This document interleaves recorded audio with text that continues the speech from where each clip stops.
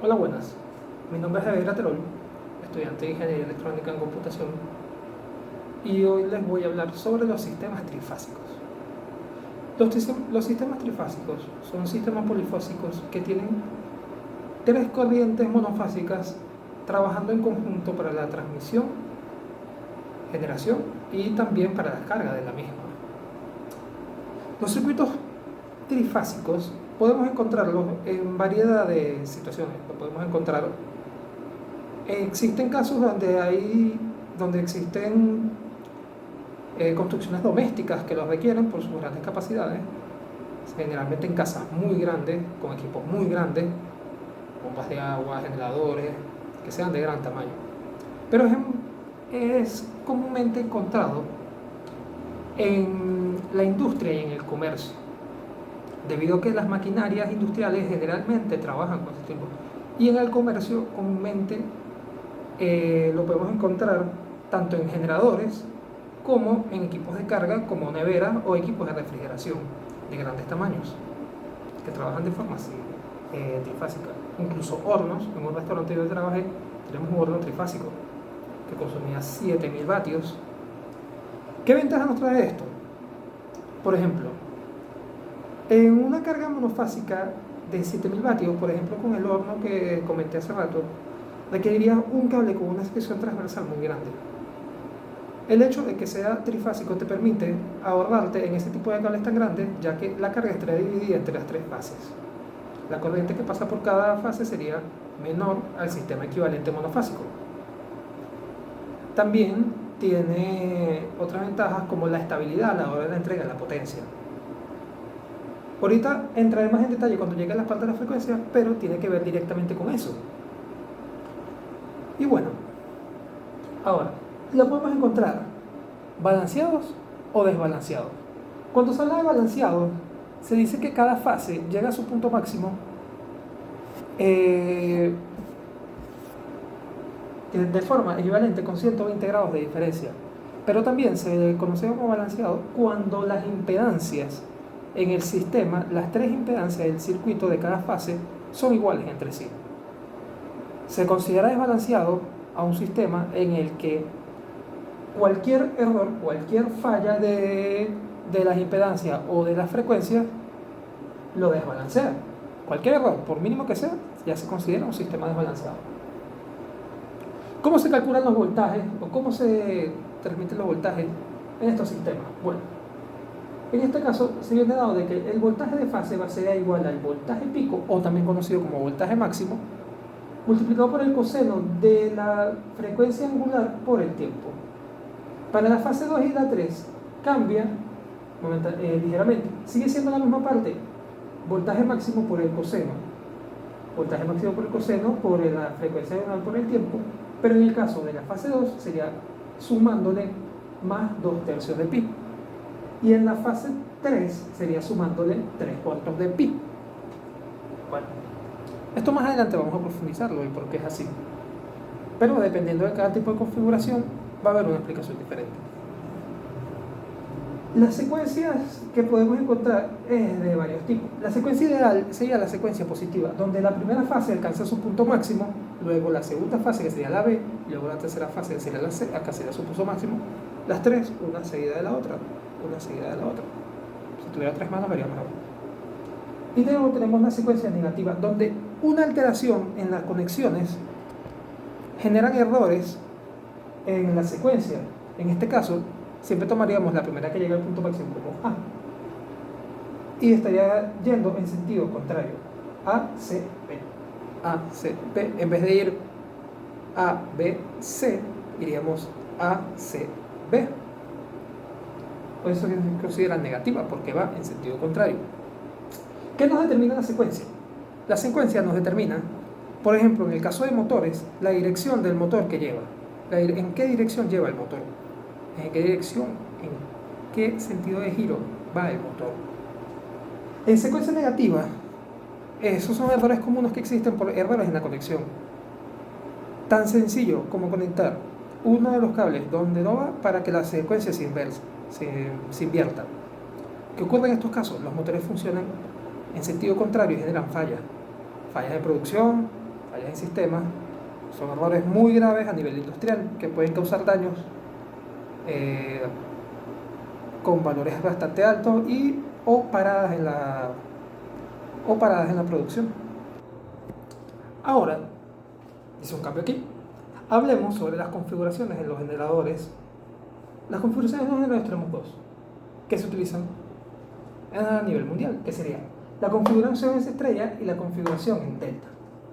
¿Qué tiene la configuración en estrella particular? Bueno, que tenemos configuraciones de 4 y de 3 hilos, donde cada fase está conectada a un punto neutro en particular. Para el cálculo de los generaciones en configuración estrella, el voltaje de línea va a ser mayor que el voltaje de fase. ¿Pero a qué razón? A razón de, que aquí la luz no me permite que se vea, raíz de 3. Sería raíz de 3 veces el voltaje de la fase. Pero en cambio, el voltaje de la línea sí va a ser igual. La intensidad, la corriente de la línea va a ser igual a la corriente en la fase. ¿Por qué? Porque cada fase está conectada directamente a su línea sin ningún intermediario, por así llamarle. Bueno, continuamos. También tenemos la configuración de 3 hilos, que es una configuración especial, donde están conectadas bajo la misma configuración, pero sin tener una conexión directa con el neutro. Ahí simplemente se tomaría como referencia el voltaje de línea. Ahora, continuamos hablando sobre las configuraciones en delta. Me devuelvo.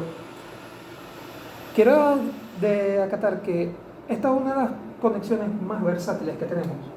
¿Por qué? Porque a través de una carga en estrella podemos tomar como referencia el neutro y así sacar cargas monofásicas individuales. También en sistemas que están un poco desequilibrados, el neutro funcionaría como una base, una estabilidad, por la que las alteraciones se descargarían. Ok, pasemos ahora con los sistemas en delta. Tienen también sus ventajas. Son ampliamente usados para grandes sistemas industriales, debido a que son más eficientes. Y también tienen la particularidad de que, bueno, esto es algo que conozco ya, un tema de experiencia, que tienen la particularidad de que internamente absorben los armónicos de las cargas. Bueno, en este caso notamos una pequeña inversión. El voltaje de la línea y el voltaje de la fuente van a ser iguales. ¿Por qué? Porque pese a un caso similar aquí, con las intensidades están todas conectadas directamente. Pero lo que sí varía sería la corriente. La corriente de línea va a ser igualmente, como en el caso anterior, raíz de 3 veces más grande que la corriente de fase. Como ya dije, tiene sus voltajes y viene tiene sus ventajas y viene principalmente presentado en esta configuración de un triángulo equilátero. Ahora, continuando con esto, hablemos un poco sobre los diagramas fasoriales en cada caso. Lo común a la hora del estudio de estos sistemas es que se conviertan las cargas cuando se encuentran cargas en paralelo diferentes como delta estrella o estrella delta, es que se convierta la carga en delta a carga en estrella, se transforma, ya que eso es algo, como vimos en trimestres anteriores, en materias anteriores, que tranquilamente se puede hacer siguiendo los respectivos pasos. Bueno, para el cálculo del sistema fasorial necesitamos conocer ciertos datos en coordenadas polares, que son las que nos va a dar magnitud y ángulo de los vectores a calcular. Bueno, tendremos el voltaje entre la fase A y B. Ese voltaje viene dado por el voltaje de línea con 0 grados. Y el voltaje entre la fase B y C es igual al voltaje de línea con menos 120 grados. Y como se puede explorar, el voltaje de línea entre la C y la A va a ser igual al voltaje de línea más 120 grados. Así dándonos, vamos a hacerlo por aquí. Primero, uno a 0 grados, otro con menos 120 grados y otro con los 120 grados. Ahí medio parapeteado, más tarde lo haremos mejor porque las magnitudes no están bien. Luego también se deben calcular las corrientes entre las fases. La corriente de la fase A y B va a ser igual a la corriente de la fase el voltaje de la fase B sobre la resistencia. Esto es ley de Ohm. Sencillo, corriente es igual a voltaje sobre resistencia. No debemos olvidar que las impedancias teóricamente funcionan como una resistencia. En los ejercicios que hemos trabajado se nos dan las impedancias como en ohmios. Bueno, continuando aquí. La corriente del voltaje entre la fuente B y la fase B y la fase C será igual al voltaje de la fase B y la fase C sobre la impedancia total. Recordemos que como estamos trabajando con sistemas balanceados, la impedancia total va a ser igual a todas las impedancias. Todas las impedancias van a ser iguales. Y luego tenemos la corriente de la fase C a la fase A, que va a ser igual al voltaje de la fase C a la fase A sobre la impedancia. ¿Qué nos va a dar esto el resultado? Bueno, esto va a ser la corriente de fase en 0 grados, luego para BC la corriente de fase menos 120 grados y luego la corriente de fase más 120 grados. Mismo caso. Y bueno, es importante también que conozcamos las corrientes individuales de cada fase para también graficarlas. La corriente de fase A va a ser igual a la corriente de línea con 0 grados. La corriente de fase B es igual a la corriente de línea con menos 120 grados. Y la corriente de fase C va a ser igual a la corriente de línea más 120 grados. Volvemos acá. Bueno, ¿qué podemos notar aquí? Aquí yo estoy dando unas instrucciones sencillas sobre cómo construir un diagrama fasional. Primero debemos definir una secuencia. ¿Por qué? Porque recuerden que estamos tomando en el segundo punto como A de referencia en 0 grados, que sería nuestra fase A. Esa es nuestra referencia. Y depende del sistema que estemos trabajando, de la secuencia que estemos trabajando, nuestros siguientes vectores en menos 120 grados y en 120 grados podrán ver C en caso de la corriente antihoraria, en caso de la secuencia positiva, o B o C en caso de la corriente negativa. Bueno, luego dibujamos los fasores B y C, agregándole la cantidad de grados que ya discutimos aquí, que siempre va a ser 120 en negativo o 120 en positivo, dependiendo el sentido que estemos trabajando. Y luego ajustamos las magnitudes. ¿Por qué? Porque en este caso está mal. Todos deberían ser iguales. Ya que estamos trabajando con cargas balanceadas, nuestras impedancias son iguales. Por lo tanto, nuestras magnitudes lo serán de igual forma. Y en caso de circuitos en delta, debemos calcular el voltaje de línea con 30 grados de desfase con respecto al de fase. Ahora, detengámonos un segundo a hablar sobre el estudio de la potencia instantánea y la potencia total. La potencia instantánea de cada fase en un momento determinado en el tiempo viene dada por esta función, que sería la potencia en la fase A en el tiempo es el voltaje de A en el tiempo por la intensidad de A en el tiempo, que sería igual al voltaje máximo por la intensidad máxima sobre 2 multiplicado por el coseno de 2 veces la frecuencia angular por el tiempo menos el ángulo más el coseno del ángulo. Corte estratégico porque se atravesó un gato. Disculpen. Ok, ahora, para la potencia instantánea, fase B, es similar, se mantiene esta misma estructura, pero la diferencia es que ahora le restamos 240 grados. Y para la potencia instantánea en la fase C, es igual similar, pero ahora le sumamos los 240 grados. Ok, esto va a tener repercusiones, este tipo de casos, Ahora en la potencia instantánea total, porque la potencia total es la suma de las tres potencias, que podemos describirla como esta misma estructura, pero en este caso, como estos ángulos y estos ángulos se nos pierden, esto básicamente los podemos simplificar y nos quedaría que sería la potencia total instantánea sería 3 veces la intensidad máxima por la corriente máxima por el voltaje máximo sobre 2 multiplicado por el coseno del ángulo, mucho más simplificado. Luego podemos simplificarlo aún más diciendo que sería 3 veces el voltaje RMS por la intensidad RMS por el coseno del ángulo. Ya sería tan sencillo, simplificándolo más. Ahora, ya casi llegando al final, vamos a decir como esto un poco. Vamos a hablar sobre la potencia activa. La potencia activa se define como la energía útil que proporciona el sistema o que consume el sistema. Esta se mide en vatios.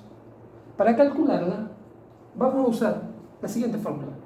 La potencia activa va a ser igual a 3 veces la potencia el voltaje de la fase por la corriente de la fase por el coseno del ángulo. Que eso sería igual en términos de la línea, que sería raíz de 3 veces el voltaje de la línea por la intensidad de la línea por el coseno del ángulo. Ahora, siguiendo, tendríamos la potencia reactiva. La potencia reactiva es la energía que oscila y la carga que oscila entre la fuente y la carga. Esta se mide en voltiamperios resistivos, que sería var. En este caso, estamos hablando de vatios, sería var. Este se mide por el símbolo Q, que Q va a ser igual a 3 veces el voltaje de la fase por la intensidad de la fase por el seno del ángulo de la fase que estemos trabajando. Que esto va a ser igual, en términos de la línea, a raíz de 3 veces el voltaje de la línea por la intensidad de la línea por el seno del ángulo.